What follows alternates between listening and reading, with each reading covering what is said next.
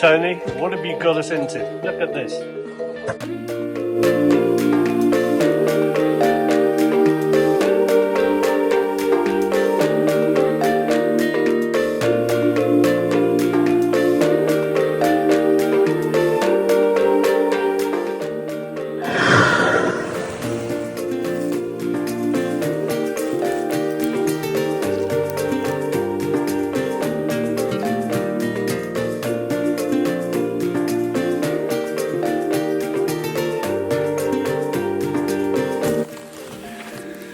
Well, we're just getting this rhino down.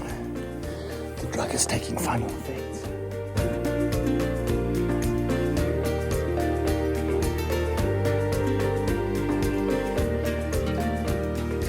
Well, this rhino has been down about 40 minutes.